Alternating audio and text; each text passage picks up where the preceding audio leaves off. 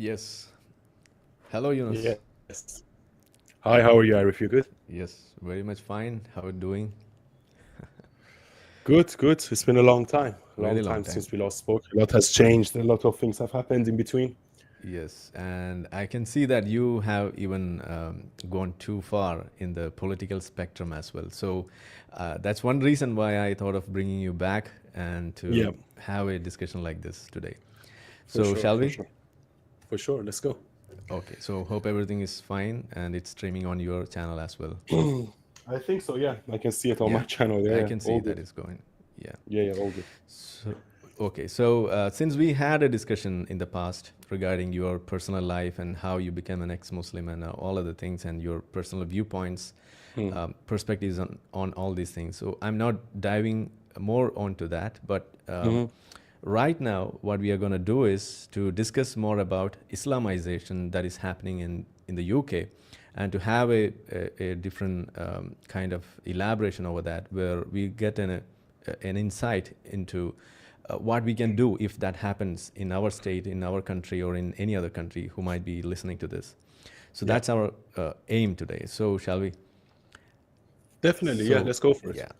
So So can I as just a quickly person, say something before we sure. start? Because I was gonna maybe make a video about this later on. But you know this guy called Musab Hassan Youssef? I've You been know trying him, to yeah? bring He's him the on son my of channel. Hamas. And Okay. he was in the Oxford Union yesterday. Oh. And he posted on Twitter that he asked people in Oxford Union, would they report 7th of October if they knew ahead of time that the attacks would happen? And 75% of the students say no. So that Oh. is just one sign of the Islamification, or not just Islamification, just the woke mind virus that has basically possessed all the top universities, including Oxford, and in America, including Harvard and all the Ivy League schools with the whole encampments and stuff. So that's how deep it has gotten, to the point that the white liberals, and I have discussion with people all the time, they think they're on the side of the truth when they say, oh, they think the Israelis are Nazis, and they think I'm like a brown Nazi for supporting Israel, but they don't seem to understand the issue very clearly. And unfortunately, we have a problem in which we have a lot of white virtue signaling liberals that they don't know what they're talking about.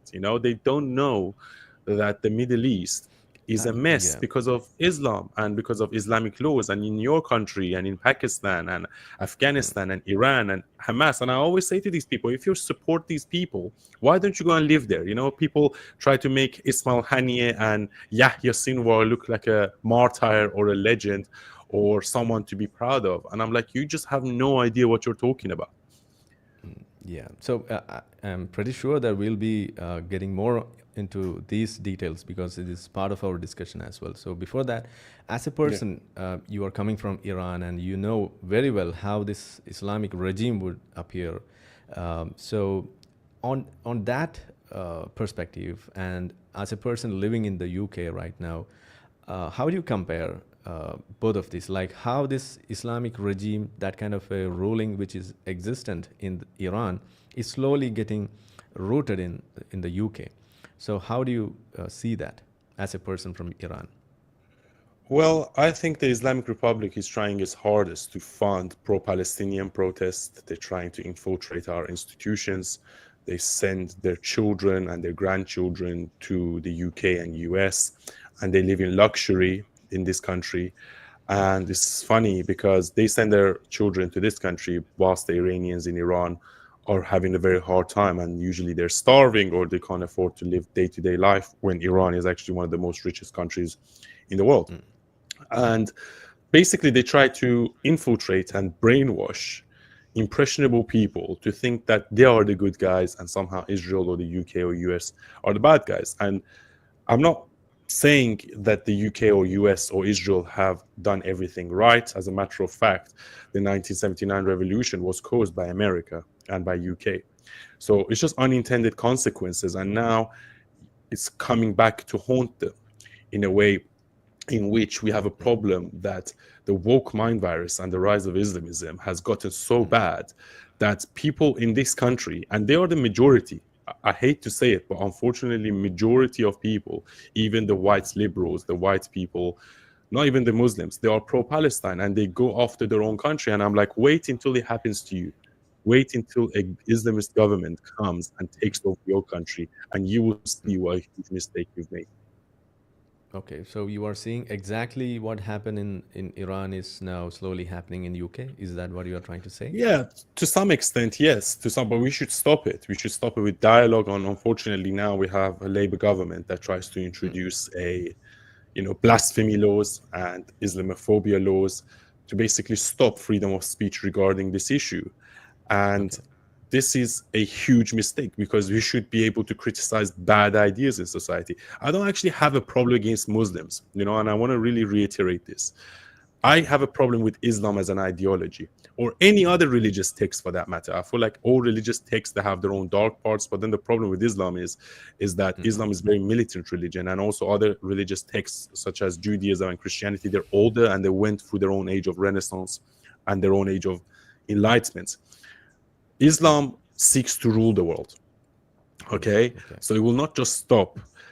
And the problem is that we have a bunch of virtue signaling, weak, pathetic politicians and impressionable people that are not willing to question Islam in the West.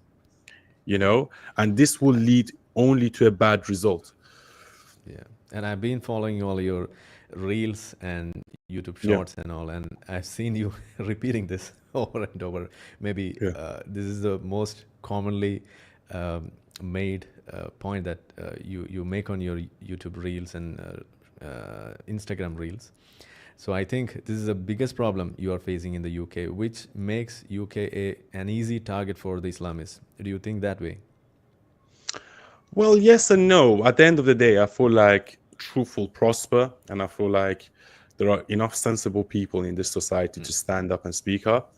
However, we shouldn't stop speaking about things out of politeness or out of political correctness, because at the end of the day, conflict delayed is conflict multiplied. So you have to kill dragons in his lair. So deal with problems whilst they are small. And it's not a small problem anymore. It's getting bigger and bigger. But then the more we try to avoid it, the bigger it will get over time. And there are many different problems in the UK. We have, I think, as a matter of fact, I think UK is a failing nation. I'll be completely honest. I think like it's going downhill. The economy is going downhill. And these are just different symptoms. The rise of Islamism, the rise of wokeism, the middle class disappearing, inflation, and a lot of rich people and sensible people are leaving the UK. UK is not what it used to be 5 or 10 years ago. So when you speak specifically on this Islamization of UK, what are the major traits that you would observe or one can observe in the UK to say that, okay, Islam is getting rooted here? So what are the major traits that you can see there in the UK societies? Well, if you know the pro-Palestine protests, and we've been having it for more than a year now, I feel like we have even one today. And it's unfortunate that I see so many people for more than a year now coming to the streets and basically supporting terrorist groups like Hamas and Hezbollah, trying to make idols out of terrorists. And these are majority Muslim people, but then you have a lot of white people that join them. And I'm like, you guys have no idea what you're talking about. I feel sorry for the Palestinians, but Palestinians are oppressed by their own leaders, which is Hamas. And Nobody would Iranians are agree to that. oppressed by their own leaders, which is the Islamic Republic. But then the thing is, look, in 1979, when Iran caused the revolution, they didn't have an Islamic government. So until it happens to you, you don't really know what the consequences are, right? And the unfortunate problem is that in Europe, they haven't had the Islamic government. They haven't had oppression. So they don't really know what they're talking about until it happens to them. But then once it happens to you, it's too late. So you have to stop it before it happens to you. And people like me, people like Mossab Hassan Youssef, people like you are here to warn people. But then we get called bigoted or brown Nazi or something like that. But in reality, we are trying to help the West from collapsing. Yeah. In fact, I've been trying to bring Mossab Hassan onto my channel for a discussion like this. So I was unlucky in getting his contact and to talk to him to do this. So if you could some way, if you could connect me to him, that will be I something think I have great his that you number can do. actually. I have his number. I can message him and see. He's not very Yeah, responsive though. That's the for sure. yeah. Yeah, I have realized that very lately. yeah, So, yeah, coming back to our question, that is something that is regarding the major traits that one would see in the UK as a sign of Islamization. I would ask you about the ghettoization that we always speak about in a country when it is getting Islamized. There are mm, ghettos which gets formed in the form of Islamic countries within a country. That's how it is yeah. explained. So, are there any specific locations in the UK which is notorious for such traits like ghettoized Islamic countries within the UK? Yeah, for sure. So we have Luton, which is Mm-hmm. high percentage of Islamic population, but also a lot of Islamic terrorists came out of Luton. They had a few organizations that are Okay. shut down now, but we had a lot of mosques that we had imams preaching hate and basically developing terrorists, but also some of them going to Syria and Iraq and getting trained by ISIS and then coming back here and trying to cause terrorism. I actually went to school with two terrorists. I think I mentioned this in the So last podcast. for for how long they were doing this? For like, oh, I don't know, it happened. I think it peaked around early 2000s, but I think the government dealt with it, but then it's coming back up now. So Luton is one. Mm-hmm. Another one is Bradford. Another Mm-hmm. one is Birmingham. So Okay. I would say these are the three hotspots for Okay. big community of Muslims, but I would say radical Islamization in the UK. Also in East London, because we have a huge Pakistani and Bangladeshi population in East London. So if you Mm-hmm. go to, East Ham, or maybe you Okay. walk down Commercial Road, you think that, you're working down Islamabad. Because sometimes I Mm. walk down that street, I barely see a white person. I see mostly women with hijabs and Pakistani people. Okay. So And they don't, the problem is they don't integrate very well. That's the okay. problem. So, like Persians, Iranians, I mean, I'm a quarter Pakistani myself, I'm quarter Turkish, half Iranian. But the good thing about Persians or Turkish people, they integrate very well. Like, they don't, you wouldn't realize that, oh, this guy is Persian. They integrate, they adapt the culture, and, they live their life. Whereas with the Islamic community, they don't integrate. They stay within their community, they stay within their group. Some of them don't even bother learning English, which is a Okay. worry. So we have learned about a few places where even the police are afraid of getting into.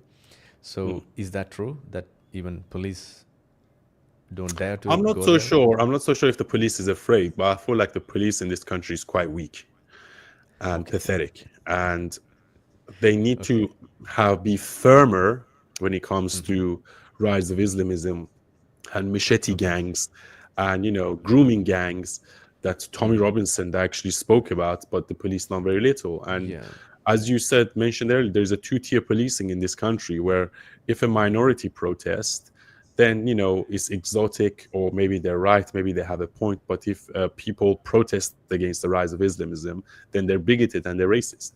And I think this will be the downfall of UK and downfall of the West. Okay. Is it just the two-tier policing, or it's this two-tier that is happening all over the law enforcement? Is it just confined to the policing? Look, no, it's not confined just to the policing. We have a Labour government in which we have Keir Starmer, which is probably the worst prime minister I have ever seen. His approval ratings are collapsing. Okay. Hello. People Hello.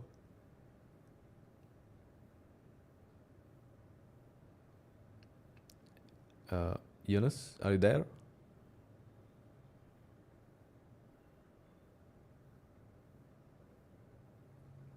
Please leave and rejoin so that will work. Oh, okay, okay.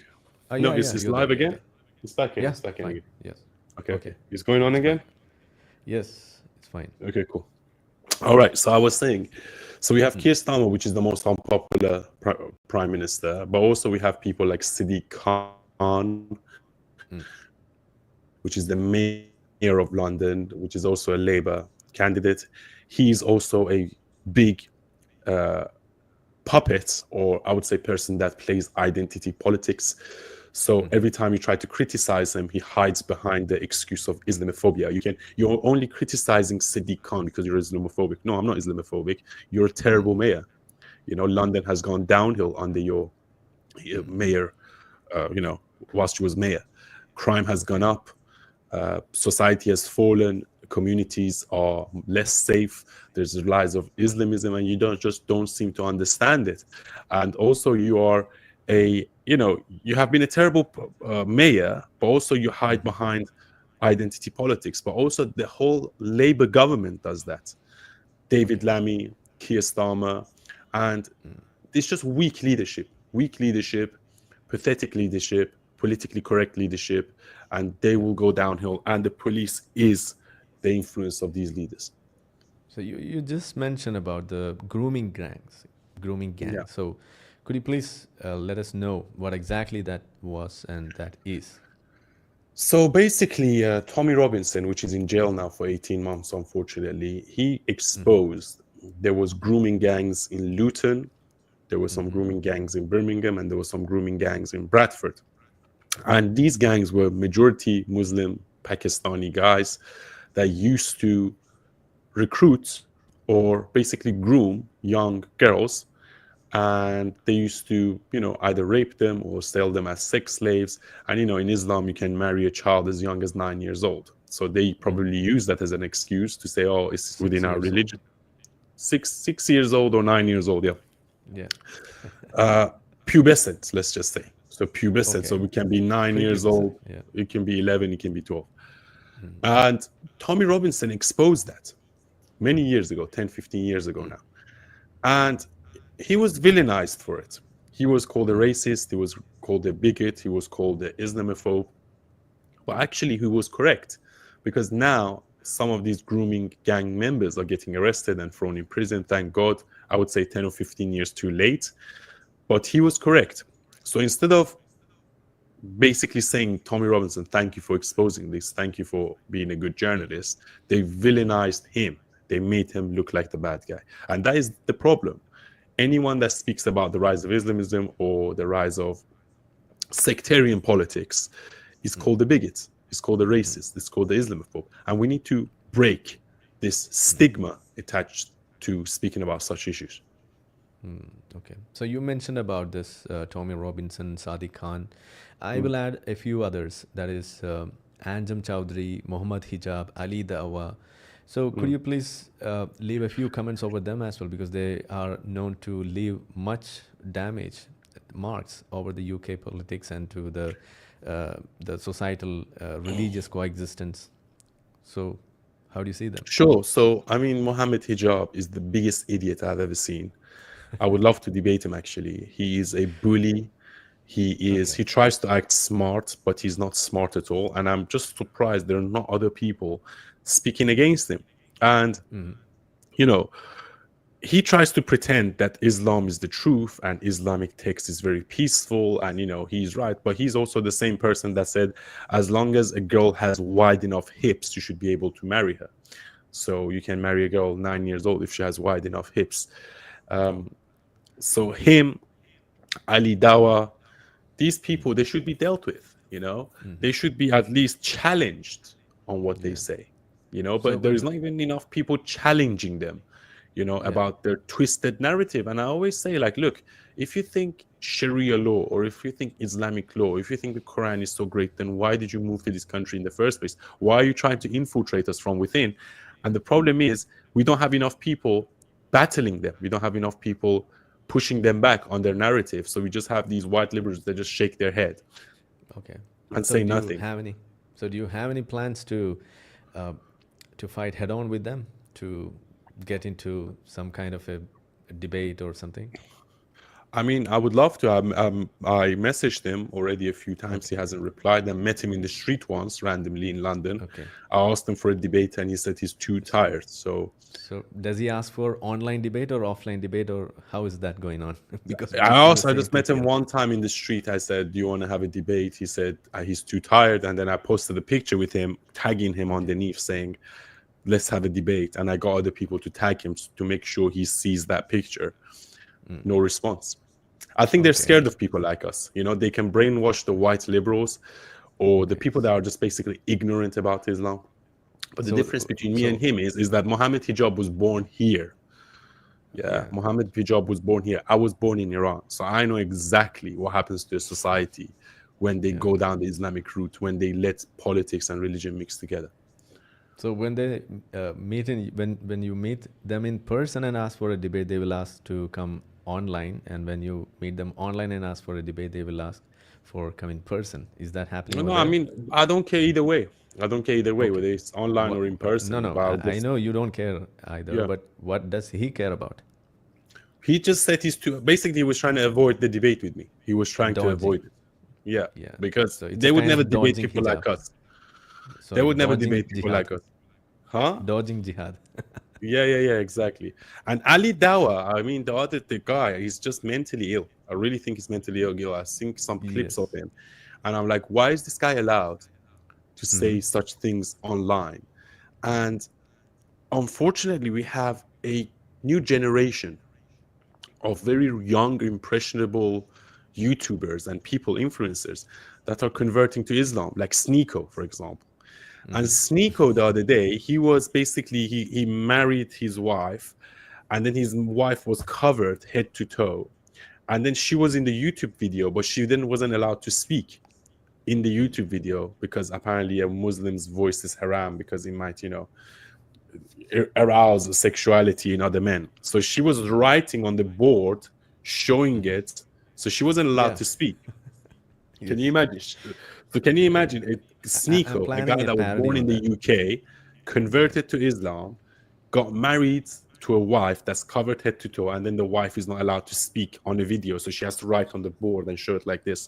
I mean, that's the amount of derangement Yeah. that we're going I'm down planning on. a parody of that. Yeah, With yeah, the yeah, yeah, same kind of setup. Yeah, very soon I'll be yeah. doing that. But not with one wife, but with two or three. 4. Yeah. Well, you can't have 4, So like, 4 minimum, yeah, yeah, 4 four maximum. and Sorry. plus, yeah, four and Yeah, many and other the temporary ones. Yeah, concubines. Yeah. yeah, concubines. Yeah. So yeah, so moving on, I think you have to say something about Anjem Chowdhury and the Sharia for UK, that slogan which we used as our cornerstone for our last discussion. Yeah. Anjem Chowdhury and this. I think I you mean, had a Anjem Chowdhury is in jail now, yeah. so I think he's irrelevant. Okay, He has been irrelevant for many years, he's in but jail. yeah, Anjem Chowdhury, I think he's in jail. Oh, I'm pretty sure he's okay. in jail. He was in jail like 5 or 6 years ago. Mm-hmm. So, but then the fact is that how could someone like Anjem Chowdhury even rise in the UK? Mm. How can someone like Anjem Chowdhury be given a platform in the UK?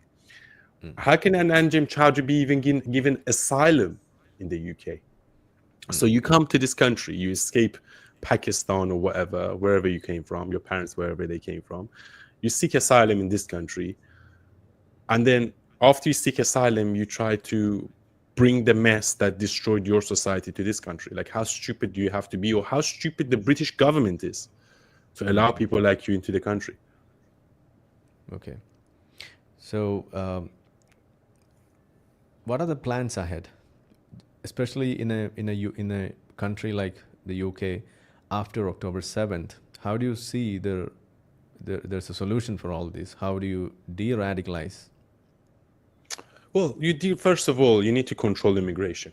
Okay, the first and the Immigration. foremost, that is we need to stop taking people from extreme ideological backgrounds. Okay, and during the interview for the asylum, you have to ask these questions: what do you believe in? Who do you believe in? And if the person gives radical Islamic answers, they should be denied asylum straight away. Okay. We should only have people in the country that agree with the Western way of life, or even if they're Muslims, they're moderate Muslims. They would never do such a thing. So immigration is the biggest problem, I would say, from extreme countries like Afghanistan, Syria, Iraq, blah, blah, blah.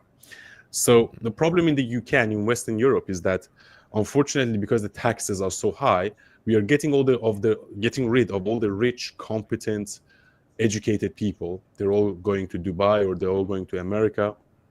And as the Dubai Sheikh said, we're taking all the trash in. So we're taking all the trash in and we're getting rid of all the quality people. And that's why a lot of people are leaving the UK. So I think we should deal with that. Okay, we should have a better immigration policy. A. How about B, this? Yeah. huh? Sorry, please go on. So B, I would say the second thing is that within our society, we should do a better job of criticizing bad ideas. We should have more freedom of speech. So when someone like Mohammed Hijab comes and talks nonsense about Islam and how it's okay to have a wife that is, 9 or 10 or 11 years old, as long as she's has white hips, we say, no, no, no. You are wrong. We don't believe in that. And if you say that, you will go to jail. And that should be called hate speech. We have people going to jail now for hate speech, saying, I hate Hamas or I disagree with Hamas. They go to jail for X posts now on the Keir Starmer. But then we also have people like Mohammed Hijab that try to say it's okay to do jihad, it's okay to marry a 9-year-old girl, and they're not in jail. Why is that? At least if you're going to throw people in jail because of their speech, at least be consistent. Yeah. So we should break this stigma of political correctness, of woke mind virus, and we should be more fierce and more direct in criticizing bad ideas. I would say these two things are the major things that we need to control. That's a cool plan. Sounds like a plan. Yeah. So you just mentioned about regulating the refugees or the immigrants. So in that way, UK had a plan for this Rwanda. And I think that was not properly laid, and there were some setbacks on that. So could you please elaborate over that? A few words. So basically, the Rwanda plan was never going to work anyway, because first of all, what you're saying is that, all the illegal immigrants that come here, we're going to put them on a plane, fly them to Rwanda. We're going to build houses in Rwanda, and then we're going to house them there, all at the taxpayer's expense. Okay? So it didn't make sense. I just don't understand why we can, send billions to Ukraine, or we can fight all these foreign wars, but we can't protect our borders. What's stopping the Navy from stopping the dinghies, like having the military base in the sea from the dinghies crossing over? The Rwanda plan was never going to work. Brexit was a good thing. However, it led to a disaster, because the whole point of Brexit was that instead of being a European country, we become a global country. But instead, what happened is that we stopped getting immigrants from Europe, and then we start getting immigrants from Afghanistan. So instead of bringing the most competent in, we actually bring in the worst of the worst of the worst that will add nothing to society. Okay? So that was a strategic mistake. And that's why I am so disenfranchised with establishment parties such as the Conservatives and Labour. And that's why I support reform and people like Nigel Farage, because I feel like Nigel Farage is our equivalent of Donald Trump. He's a populist, he's an outsider, but I think he will deal with these issues a lot more effectively than the Conservatives and Labour have for the last 24 years. Okay. So, now going forward, you were mentioning about the plans ahead for getting back the UK the way it was. So in that way, I could see you entering into the UK politics, and I see that as a huge hope. So in that way, what's your experience in doing that, a kind of political activism, serious politics? I've seen you being with a few of the top politicians in the UK. So what's your experience? So, I would love to help in some way, shape or form, but then unfortunately the next election is in 2029. However, I feel like the election is going to happen a lot quicker now because of the unpopularity of this Labour government. I would love to run as an MP. I was actually scouted to run as an MP for West Ham, but then because I was approached very late, there wasn't enough time for me to submit my papers. But at the same time, I feel like the Reform Party needs to get their act together. They've done well in the last election, but now I feel like ever since the election, they are kind of morphing into another establishment party. And they have to realize that one of the reasons they done so well is because they were an outspoken party that didn't conform to establishment narratives and norms. And I think ever since the election, Nigel Farage, in an attempt to sanitize the party, he's making some strategic mistakes, and he's getting rid of, talented people within the party that will help the reform movement, such as Ben Habib, for example. And he has to realize that in order for him to win the next general election, he needs a team of people around him, diverse team of people around him, the same way Donald Trump won the election in America in 2024. It wasn't just about him. It was about Elon Musk. It was about RFK Jr. It was about Vivek Ramaswamy. It was about Tulsi Gabbard. It was about J.D. Vance. You know, it was like a team of people that are not necessarily even conservative or Republican. Most of them were actually Democrats that switched to the Republican Party. And I think Nigel Farage needs to get a team of populist people that want the best for this country. And, you know, he should put his ego to one side, and that will lead to reform winning the election. Okay. So do you see more number of ex-Muslims or people like you joining in this movement along with you? I haven't seen many actually, and then again, as I was saying, I feel like there's a stigma attached to being ex-Muslim because they don't want to offend the Muslims, because, you know, we have 20% Muslims in the UK. They're a big voting bloc, and when you say you're an ex-Muslim or when you criticize the rise of Islamism, unfortunately, even people like Nigel Farage, they try to take a step back because they try to be politically correct. But then they have to realize that actually a lot of Muslims agree with me. A lot of people say they're Muslims, but they're not actually Muslims. You know what I mean? And one of the reasons they're in the UK is because they try to escape Sharia law. And as I said, I don't have a problem against Muslims. I have a principle in life, yeah? And I'm not all about Islam. I think you should be able to criticize any bad idea, okay? Islam, some parts of it is a bad idea. Communism is a bad idea. We should be able to criticize these things instead of saying, oh, no, we don't want to offend people. Well, if you don't want to offend people, wait until Islamists take control of your society, and then you wish you spoke earlier. Okay. So when you say all these and when you have a great plan ahead and political ideals in that way, so what do you see as the greatest hurdle in this way, just like what we see everywhere else, that is the wokes? So do you see them as a paradox, a progressive paradox? What's your opinion on about the wokes? I don't see it as a paradox. I just think we have a lot of corruption in politics, unfortunately, and people who try to pander, especially, you know, at least I would say Americans are a lot more open-minded regarding certain things. I would say the British are quite timid in the fact that, you know, they don't really try to offend anyone. And, you know, when someone is outspoken or ambitious, maybe they try to sideline him or her. So that could be the biggest challenge. But I will continue doing what I'm doing. Whether I'm involved in politics or not, I will still continue to say what I say and make the videos that I make. And I hope we'll see where I am in the next 4 or 5 years. Okay. So when do you plan to become the PM of UK? Do you have such a plan? Soon. Yeah. I mean, nothing is impossible. I will just carry on. I mean, I only started this a year ago. So, but I studied politics. So I would say I have the knowledge base. I would like to get involved, I'm sure. But, you know, it's all about popularity in the UK. If you want to become MP or PM, it's all about how many people know you. Unfortunately, the problem that reform has is that within London is dominated by Labour and Conservatives. And, you know, we have a first past the post system in which, you know, Reform got 4.1 million votes, but they only got 5 seats. Whereas Conservatives got 6 million votes and they got 150 plus seats. And Labour got 9 million votes, but they got 200. So it's not proportionate. It's not proportionate at all in terms of the vote. So I feel like there should be something done about that. In terms of winning the election or becoming the MP, Reform needs to do a lot more things. First of all, they need to get rid of this stigma of being a racist party. But then again, they're not a racist party. You know, that's why they need people like me from exotic backgrounds to come and say, it's not racist to criticize Islam. First of all, Islam is not a race. Yeah. Okay, it's an ideology. It's that. Yeah. Islam is not a race, it's an ideology.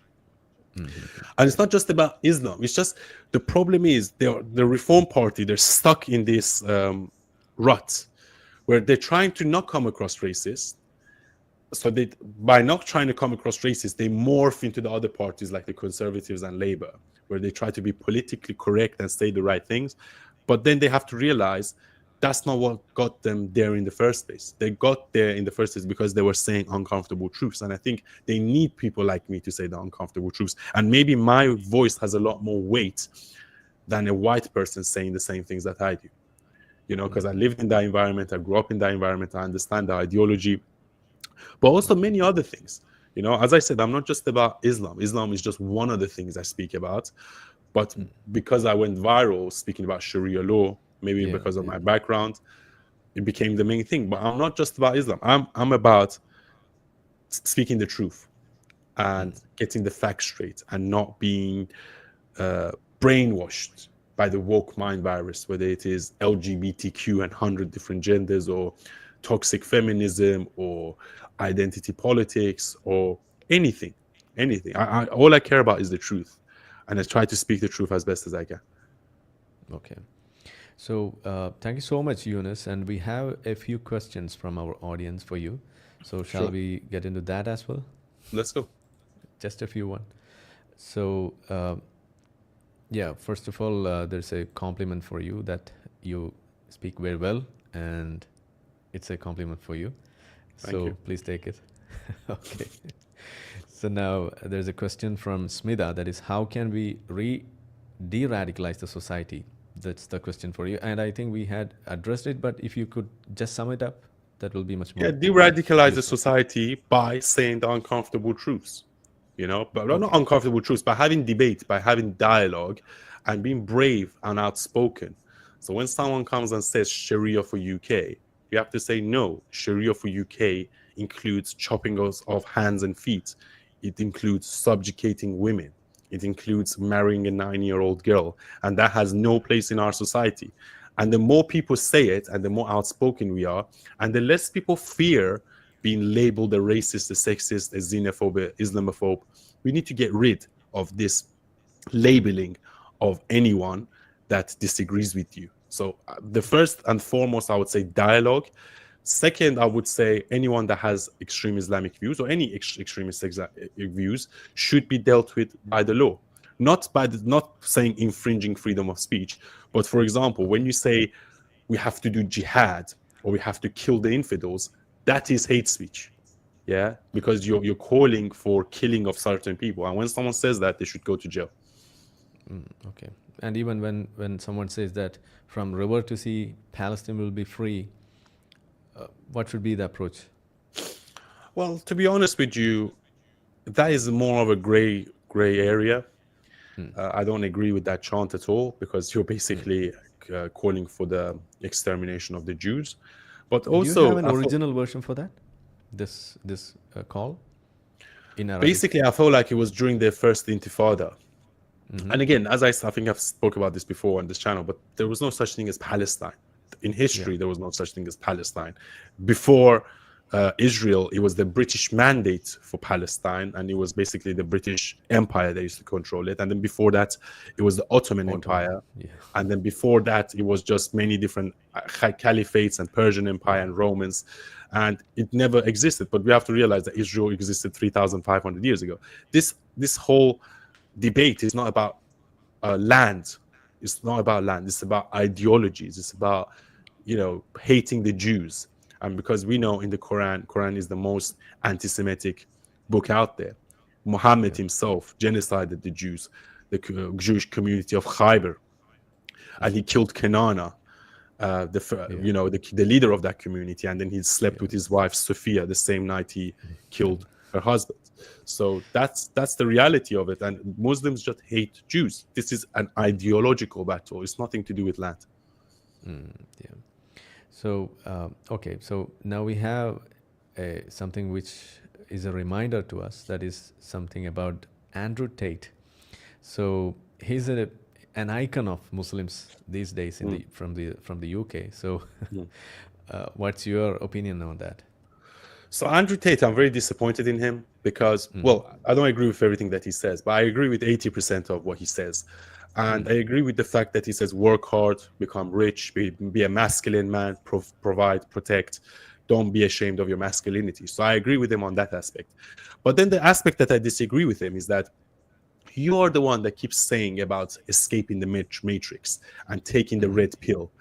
And now he is part of the Islamic matrix.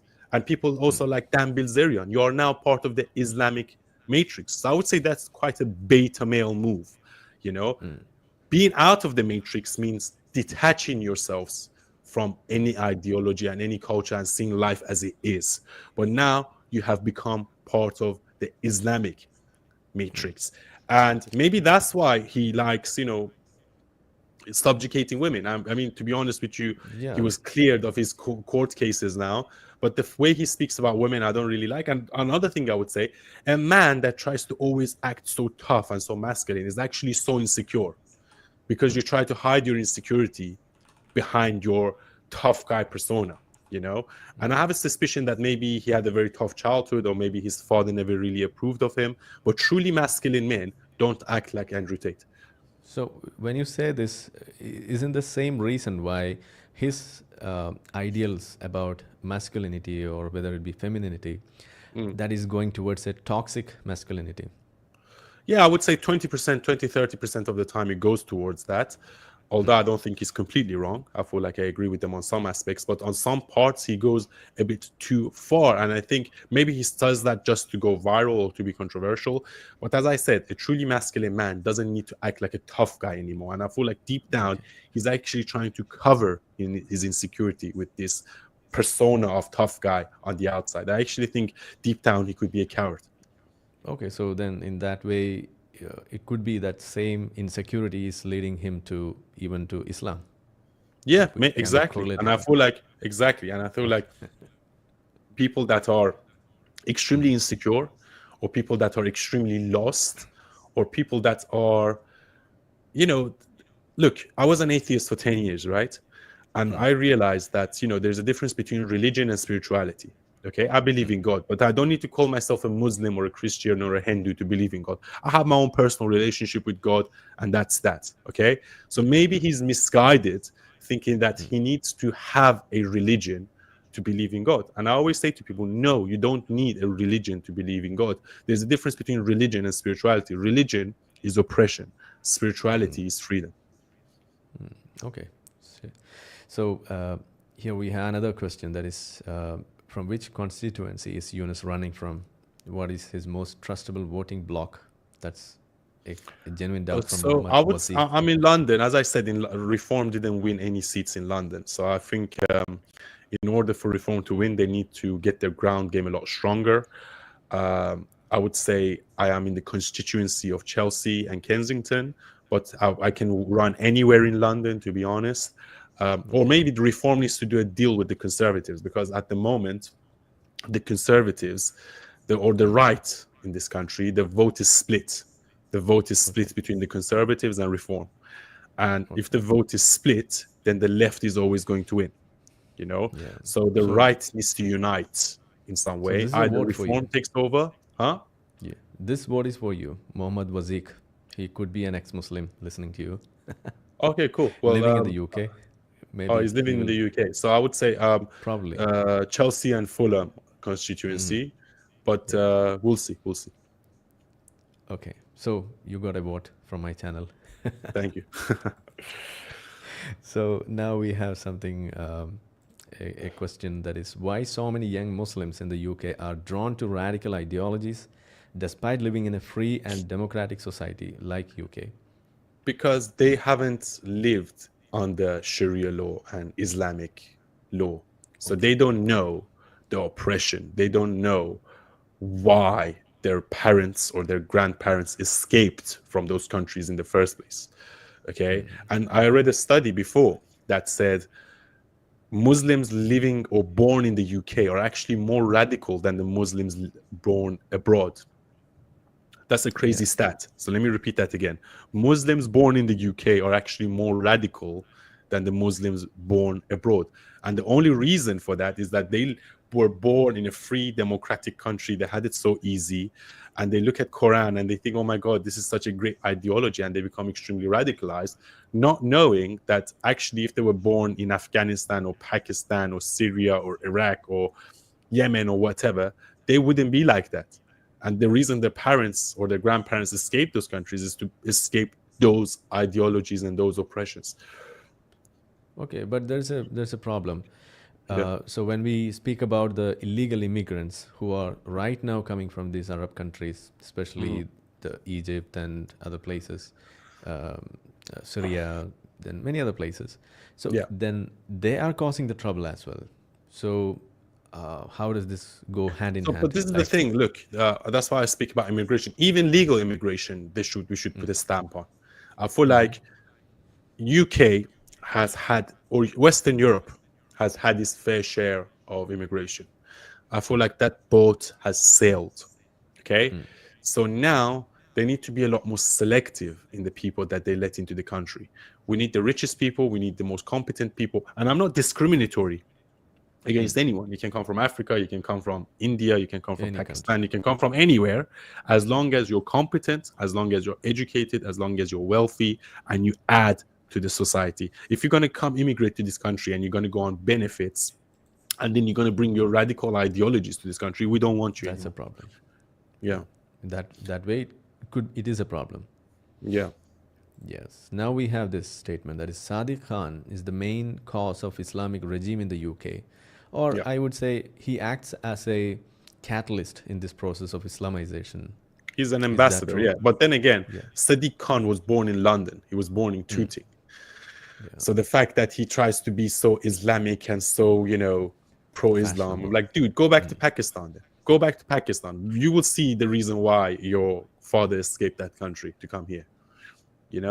And I've just had it with these people. Like, they're virtue signaling idiots, and they try to hide behind Islamophobia just to protect themselves, and they try to be like this. Also this guy Mehdi Hassan, have you met him? Do you know him? We have seen it. He's an idiot. Debating. And I would love to debate him as well, because he goes on Piers Morgan and he blames everything on Islamophobia. Oh, Trump won because of Islamophobia and racism. Shut up. Yeah. I hate these people, because you can't have a debate with them. And this is why I'm important in this issue, because if a white person debates with them, you're Islamophobic, you're racist. But if I go and debate with them, I'm like, hey, I used to be a Muslim, I have Muslim family members, and I'm Pakistani, Persian, and Turkish, so you can't call me racist. Yeah. But they won't come. That's the biggest They problem. won't come. I would love to bring them on. I will bring them on. Yeah, let's see. Yeah. Yeah, so now we have this as part of job travels in and out of Birmingham a lot. It's like Pakistan now, when flags on street are Palestinian. People beg on traffic lights, even jumping onto road like in India. What a shame. This is what being shared by Rational Mind.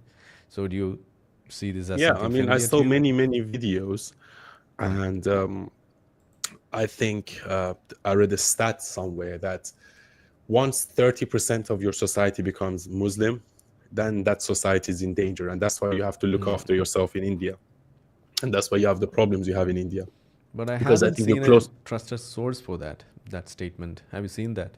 Yeah, I will find it. I'll send it to you. Oh, okay. Yeah, I'll I've send it to you. listened to that from many people from many areas, but haven't seen a trusted source on Yeah, it. so basically, when 1 out of 3 people in your society are Muslim, that society is in danger. And to some extent, I feel like that happened to my country, because again, Islam is a very militant religion. They think they're the last religion. They think they're the word of God. They're brainwashed, and they see it as their duty to Islamize the whole world. They see it as they think they will go to heaven if they convert people to Islam. They think society will be good, not knowing that Islam is actually one of the major viruses and major problems in the world, especially in the Middle East and West Asia. I call it as rabid dog. Yeah, exactly. So then again, the problem is we have weak, pathetic people, liberals, white liberals, or any liberals for that matter, in the West that think it's exotic, or they think it's to be open-minded, to accept everything, to accept Sharia law, and we should be respectful of other people's point of view. Yeah, until those points of view start oppressing you, then it's too late. So that's Yeah, why it's very important to speak up against it now. right. So now we have this question. How do you compare the rising radical Islamism to the other offshoot movements known as Khalistanism? Are you aware of that?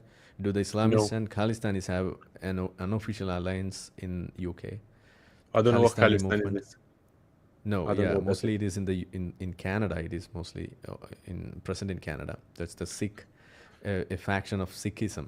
Oh, okay. Okay, yeah, something related to that. So we'll just skip that question now for that. So, um, okay, now we have this. Please ask Younes if he thinks reform will actually get their act to go together. I'm very skeptical of reform since the election, since they are not willing to rock the ship too hard. Scared of Islam. I think you mentioned something about that. Yes, yes. So, well, there's a few different things I would say about this. Is that I was working in communication strategy with the Reform Party, and I feel like ever since the election, in an effort to sanitize the party, they actually got rid of a lot of talented people within the party, and they're morphing to another establishment party. Nigel Farage has to realize that it's not all about him. It's not all about his ego. He cannot win this election by himself. He needs talented people from diverse ideological backgrounds to help him. He also needs to be a lot more outspoken, criticizing things that meant to be criticized. But then again, he's kind of trapped in a rut because if he's too outspoken, then the mainstream media, like the BBC, would call him a racist, would call Reform a racist party. But if he's not, if he morphs into another party, then no one's going to vote for him. They're going to go vote for the Conservatives. And I think this is why he needs a diverse group of people like Ben Habib, like myself, because we are from, ethnic backgrounds. And if we say it, then maybe the general public will have a lot more understanding and sympathy towards what we say. Yeah. So in that wake of a context, I think this question becomes relevant. That is the opinion about an ex-Muslim's politics. So when Islamism is an issue, and the best person to speak against that would be an ex-Muslim. Do you Yeah. agree to that? Yes, for sure, for sure. Although, look, the thing is, I don't like to be called an ex-Muslim because I feel like it just puts me in a box. I'm an individual. I have my own beliefs. I don't like to be, because if I keep saying ex-Muslim, ex-Muslim, it's just almost like everything I say or everything I stand for is against Islam, or my whole identity is ex-Muslim. No, I'm not. My whole identity is not ex-Muslim. I'm an individual. I have my own beliefs. As a matter of fact, I feel like you can learn from all religion. Metaphoric lessons you can learn from all religion. From Islam, you can learn, fasting is good for you. And it's proven that fasting is good for you, clears your system. Don't drink alcohol, again, good for you. So even from Islam, even though we criticize it a lot, you can, find some things that are helpful. Like, I feel like Islam is very good in terms of disciplining you, waking up in the morning, praying. Praying is basically meditation. All these things, little things that you can say, well, they got it right. But you have to learn metaphoric lessons from religion. But you're right. I mean, as an ex-Muslim, when you say something, people listen to you. Whereas if a white person or for a Christian says, oh, they're like, oh, you're just ignorant, you don't know what you're talking about. But if you speak Islamophobe. to an ex-Muslim, you know what you're talking about. So in that sense, yeah. Yeah. So I think we can see this as the last question. That is something about Poland. Connecting from Poland, he's speaking from there, I think. So Yeah. be like Poland. Don't let any Islamist enter the country without proper background checks. That's what he says. So Yeah. your comment over this? Yeah, I agree, because Poland is the only country in Europe that didn't have a terrorist attack in the last 20 years. And that's because they have very strong borders. They don't let Islamists in. They have kept their culture, they have kept their society, and they won't fall into the trap of this whole metropolitanism, or we need diversity and inclusion to be able to be a thriving society. Yeah, we need diversity and inclusion as long as the people that are coming in are competent, are willing to respect your And it ideals, is a your rules, two-way. your norms, and willing to integrate. Yes, Yeah.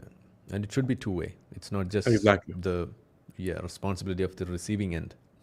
exactly. Yeah. So you are agreeing to that, what Poland did? Yeah, I agree. I feel like the whole Europe should do that now. I feel like They've had their look. There was a time that immigration was necessary and vital for Western Europe, especially after World War II, because they need to rebuild their society. A lot of people died. They needed immigration. But now it's got to a point where the whole world is immigrating to Europe. And, Europe and UK, they cannot look after the whole world. They need to look after their own people first, people that are already here. So when you look at the Europe as a whole, including UK and other places, don't you see a rise of the right wing with the narratives that we are discussing here about border security, immigration policy, the two-tier policing, law enforcement, and the rise of Islamism and all such things, and they are coming into power, especially the recent election in the European Council, where the right wing was gaining much power over there. And how do you see this shift towards the right as a problem or as a good sign? No, I don't think it's a problem at all. I think it's just a response. It's a natural response to the problems that we have.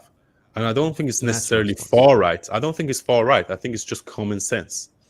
They call it far right. They call Donald Trump far right. I don't think Donald Trump is far right. I think he's a common sense candidate. I don't think necessarily Nigel Farage is far right. I think he's a common sense candidate.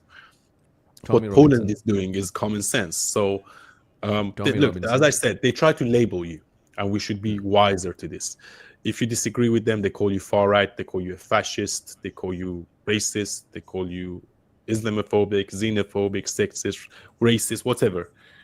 Keep speaking up, keep criticizing bad ideas, and I believe that over time, truth will prevail over lies. Okay. I think this makes a round. So is there anything else you wish to add onto our discussion, or to tell your audience, my audience, and the whole world who could be listening to this? Well, thank you for having me on, guys. Please subscribe to my YouTube channel, Younes Rocks. I think it's in the title. Please follow me on Instagram, Younes Rocks again, X, Younes Rocks. I'm also on TikTok. And yeah, if you can put it in the description, follow me, guys, because the bigger I get, the more I will voice my opinions, and I hope that I can make a positive impact in the world. Definitely. And thank you so much, Younes, for coming to our channel. And I also request all our viewers who could be viewing this from the UK and could have a voting rights over there to vote for our Younes in the next elections, wherever you find him over there, so that we find some people with sense in the politics and to move the new world. So that's something that we can hope for, to see the changes that we wish to see in this world. That's the only way by which we can make it happen. There's no other shortcuts in that. So best wishes, Younes, for your future endeavors in the political career. And thank you so much for coming to us. Thank you very much for having me, Arif. Thank you. We'll see you on the next. Thank you. Bye. Thank you. Cheers. Bye-bye. Yeah. Yes. So that was the discussion. We had a very fantastic discussion. I would say, like, we went through a lot of points, some radical points, where some are considered to be so radical that you could even be called as a racist or a Sanghi എന്ന വിളി പോലെ നിങ്ങൾ കേൾക്കാൻ സാധ്യതയുള്ള തരത്തിലുള്ള കാര്യങ്ങളാണ് നമ്മളിവിടെ ചർച്ച ചെയ്തത്. പക്ഷേ എനിക്ക് ഈ ഒരു കാര്യത്തിൽ മാത്രമാണ് നമ്മളുടെ യൂനസിൻ്റെ അടുത്തൊരു അസൂയ ഉള്ളത് എന്ന് വേണമെങ്കിൽ പറയാം. ഇത് പറഞ്ഞാൽ പുള്ളിക്ക് മനസ്സിലാവാത്തതുകൊണ്ടാണ് ഞാൻ അവിടെ പറയുന്നത്. ഈ സംഘിവിളി ഇല്ലാതെ ഇതുപോലുള്ള കാര്യങ്ങൾ പറയാൻ സാധിക്കുന്നു. പ്രത്യേകിച്ച് ആ ഒരു പ്രിവിലേജ്, ഇറാനിൽ നിന്നും വന്ന ഒരു മുസ്ലിം എന്ന നിലയ്ക്ക് ഇത് പറയാനുള്ള എല്ലാ ധാർമ്മിക അവകാശവും, എവറി മോറൽ റൈറ്റ്, അത് യൂനസിനുണ്ട്. സോ അതാണ് പുള്ളിയെ അവിടെ അൺസ്റ്റോപ്പബിൾ ആക്കുന്നത്. ഈ പൊളിറ്റിക്സിൽ ഇറങ്ങിക്കഴിയുമ്പോൾ ആ ഒരു കാര്യം, ഇപ്പോൾ നമ്മളിവിടെ പല കാര്യങ്ങൾ പറയുന്നു. ഇപ്പോൾ ജനം ടി വിയിൽ പോകുന്നു, അല്ലെങ്കിൽ വേറെ ഏതെങ്കിലും ചാനലിൽ പോകുന്നു. ഞാൻ വേറെ ചാനലധികമൊന്നും പോകാറില്ല, എന്നാലും ഇനി പോയാലും സംഭവിക്കാൻ പോകുന്ന കാര്യം, നമ്മളുടെ ആ വാദങ്ങൾ, നമ്മൾ പറയുന്ന കാര്യങ്ങളെ അവർക്ക് ഡിഫെൻഡ് ചെയ്യാൻ ബുദ്ധിമുട്ടായിരിക്കും. ഇവിടെ പറഞ്ഞു തന്നെയാണ് കാരണം. Because we have the moral right.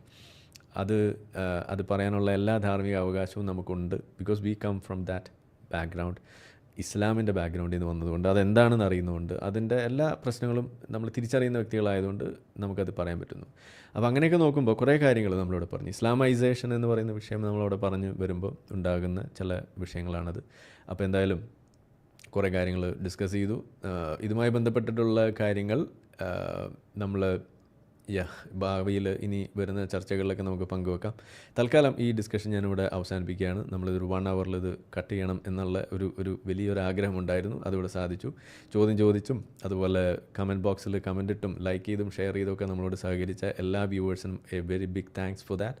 So will see in the next. നമുക്ക് ഇനിയും ഇതുപോലുള്ള ആളുകളെ കൊണ്ടുവരേണ്ടതുണ്ട്. നമ്മളുടെ മുസാഫ് ഹസനെ കിട്ടാനുള്ള അവസാന ശ്രമമാണ് നമ്മൾ നടത്തിയത്. അദ്ദേഹത്തെ കിട്ടാനുള്ള ഒരു വഴിയാണ് ഇവിടെ തെളിഞ്ഞു വന്നിരിക്കുന്നത്. Let's see how it goes.